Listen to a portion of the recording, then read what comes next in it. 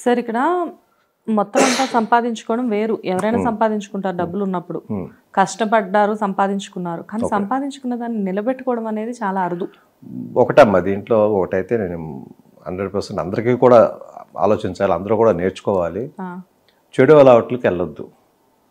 దాంట్లో ఎంత డబ్బు ఖర్చు అవుతుంది అనేది ఎవ్వరికీ తెలియదు. చెడు అలవాట్లు అంటే మందు, సిగరెట్, ప్యాకెట్లు, జూదాలు, ఓకే, అన్నీ A to Z. చెడు అనేది ఏదైతే ఉందో చెడుకి వెళ్ళకండి. చెడుకు డబ్బులు ఎక్కువ ఖర్చు పెడతాం. ఎందువల్ల అంటే మళ్ళీ వస్తాను ఆశతోటి, తిరిగి వచ్చేస్తాయి మన దగ్గరికి అని ఆశతోటి ఎక్కువ ఖర్చు పెట్టేస్తాం.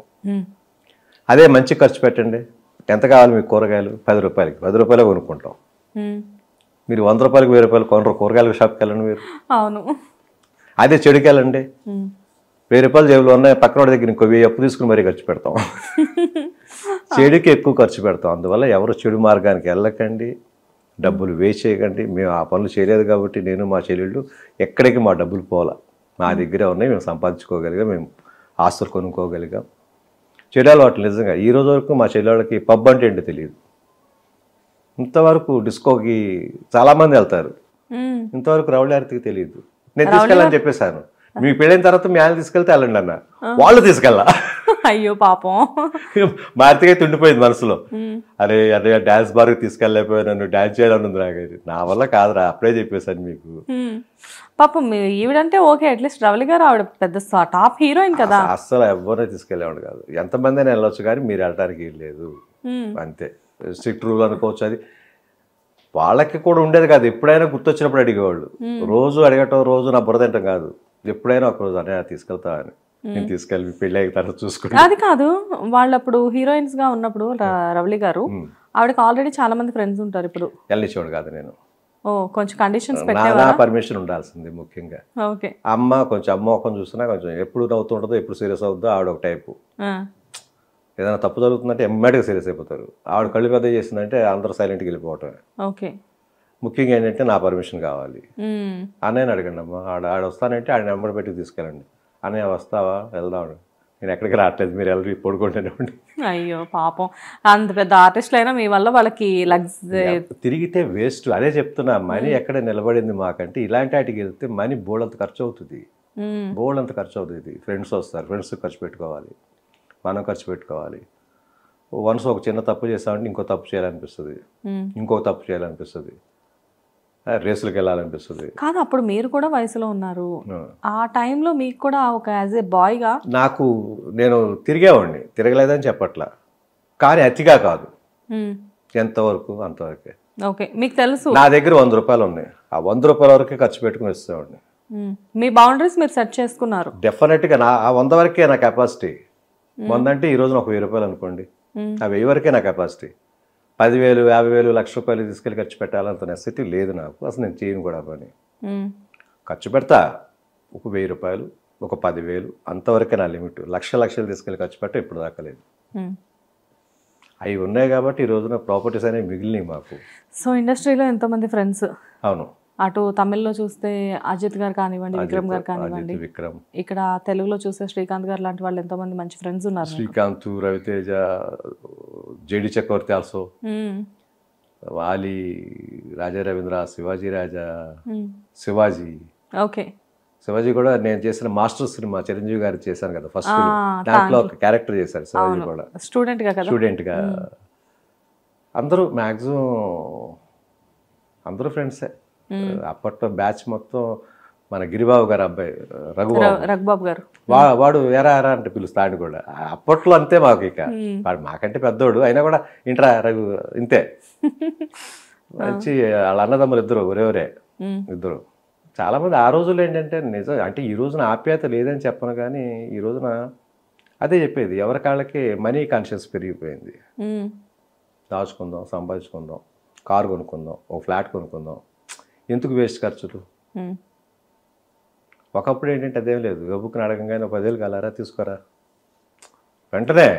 కాదు, ఇక్కడ ఇంతమంది ఫ్రెండ్స్ ఉన్నారు కదా, మీ మధ్యలో ఫినాన్షియల్గా ఏమన్నా లావాదేవీలు, ట్రాన్సాక్షన్స్ జరుగుతుంటాయి? అస్సలు ఉండేది కాదు. ఓకే, నేను చాలామందికి అంటే మా ఫ్రెండ్స్ వరకు అయితే లేదు, చేయలేదు. తక్కువ వాళ్ళకి, లేని వాళ్ళకి వాళ్ళకి ఏదైనా వాళ్ళ మిస్సెస్ ఏదైనా గర్భిణీగా ఉన్నా, ఏదైనా డెలివరీ అయినా, ఎవరైనా చనిపోయినా వాళ్ళ ఫాదర్స్, ఏజ్డ్ పీపుల్ హెల్ప్ చేయడం నేను హెల్ప్ చేస్తుండేవాడిని.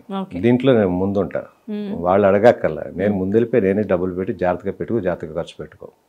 సో మీ ఉద్దేశం ప్రకారం మనీ అనే దానికి మనం రెస్పెక్ట్ ఇవ్వాలి, అప్పుడే మనీ మనకు రెస్పెక్ట్ ఇస్తుంది అనే ఫండా మీరు ఫాలో అవుతారు? మనీ అంటే లక్ష్మీదేవి, లక్ష్మీదేవి అంటే గాడ్. ఇక దేవుడికి రెస్పెక్ట్ ఇవ్వకపోతే ఎవరికి ఇస్తాం మనం? ఫ్రెండ్స్ కాబట్టి రారా పోరా అంటాం. దేవుడిని కూడా అనొచ్చు ఎప్పుడు ప్రేమ ఎక్కువ అయిపోతే.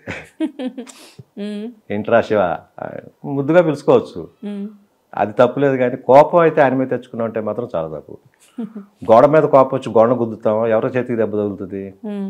మన చేతికే, లేకపోతే గోడ దెబ్బ తగులుతుందా? అంతే, మన చేతికేగా. దేవుడి జోలికి వెళ్ళకండి, దేవుడు గోడ కంటే స్ట్రాంగ్ కదా. ఆయన అసలు ఎంత స్ట్రాంగ్ అనేది మనకి తెలియదు, ఇంతవరకు ఏ ఒక్కరికి తెలియదు. పెద్ద పెద్ద స్వామీజీలకి తెలియదు ఆయన ఎంత స్ట్రాంగ్ అన్నది. దేవుడి గురించి మాత్రం చెప్పమంటే చెప్తారు తత్వాలు. ఆయన ఎంత స్ట్రాంగో తెలుసా? మనకు తెలియదుగా.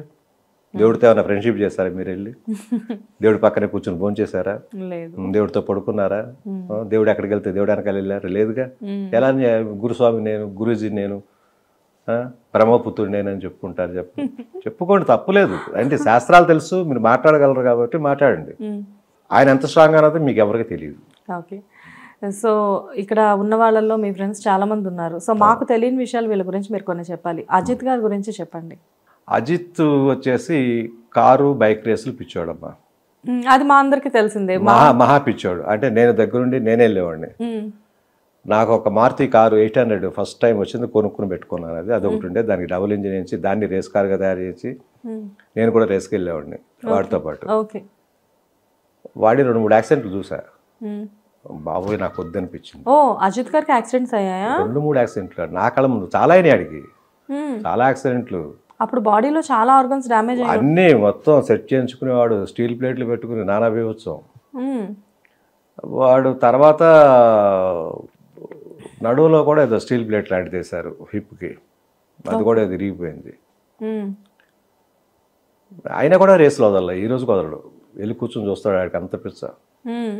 వాడు పార్టిసిపేట్ చేయకపోయినా కూడా వాడు. వాళ్ళ మిస్సెస్ శాలిని గారు ఏమి ఒకటి వీడికున్న ఆనందాన్ని అమ్మాయి కొంతవరకు చెప్పగలుగుతావు, డబ్బులు ఖర్చు చేయొద్దు అంతవరకే, అది చెప్పగలవు. తప్పితే నువ్వు అక్కడికి వెళ్ళొద్దు ఇక్కడికి వెళ్ళొద్దు అని చెప్పరుగా. నో అలా కాదు, తన ప్రాణానికి ప్రమాదమైన విషయాన్ని మానేశాడు, రేసులు మానేశాడు. కానీ వెళ్ళి కూర్చొని చూస్తాడు. కూర్చొని చూడడం వరకు అయితే పర్వాలేదు, చోట వరకు పంపించేస్తుంది, నీ ఇష్టం ఉంటది. ఇక రేసులోకి అయితే మానేశాడు, వెళ్ళటం ఇప్పుడు. సినిమాలు సూపర్ స్టార్ అయ్యాడు, అక్కడ నెంబర్ 1 అయ్యాడు, నెంబర్ 1 స్టార్. వాడి తర్వాతే హీరో విజయ్ గాని విక్రమ్ గాని వీళ్ళందరూ వచ్చేవాళ్ళు. సో విక్రమ్ గారి గురించి మాట్లాడదాం. విక్రమ్ గారిని ఒక బంగారు కుటుంబం అనే సినిమాలో చూసినప్పుడు విక్రమ్ గారిది చాలా నార్మల్ రోల్, ఒక 3 హీరోల్లో తను ఒక one of the hero, brother character చేశారు. అండ్ కొన్ని సినిమాల్లో అయితే జస్ట్ గెస్ట్ అపీరెన్స్ చేస్తూ ఉండేవారు, అంత చిన్న యాక్టర్ తను. సడన్ గా ఇప్పుడు చూస్తే విక్రమ్ సార్ అనేసరికి చియాన్ విక్రమ్ అంటే ఫస్ట్ విక్రమ్ అనేవాడు డబ్బింగ్ ఆర్టిస్ట్. వాళ్ళ ఫాదర్ డబ్బింగ్ చెప్పేవాడు, వాళ్ళ బావగారు వాళ్ళ సిస్టర్ ఒకటి ఉంది, సిస్టర్ తానే విక్రమే. వాళ్ళ సిస్టర్ హస్బెండ్ కూడా డబ్బింగ్ ఆర్టిస్టే. వాళ్ళతోటి వీడియోలు డబ్బింగ్ చెప్పుకునేవాడు, చిన్న చిన్న క్యారెక్టర్లు చేసుకునేవాడు. తర్వాత అనుకోకుండా శేషు అనే సినిమా తెలుగులో రాజశేఖర్ గారు, అది తమిళ్లో వీడి చేశాడు, సేదు అని. అది అక్కడ బాగా ఆడింది సేదు. బాగా ఆడేసరికి వాడు హీరో రేంజ్కి వచ్చాడు, డబ్బింగ్ మానేశాడు. అక్కడ కొంచెం కొంచెం చిన్న సినిమాలు పట్టుకుని చిన్న సినిమాలు చేసుకుంటూ అపరిచితుల్లో పడ్డాడు. అపరిచితుడితోటి టాప్ స్టార్ అయిపోయాడు. అపరిచితుడు మంచి హిట్ కదా, మంచి స్టార్ అయిపోయాడు. అక్కడి నుంచి అన్ని పెద్ద సినిమాలు, నెంబర్ 1 స్టార్ కింద వచ్చేసాడు.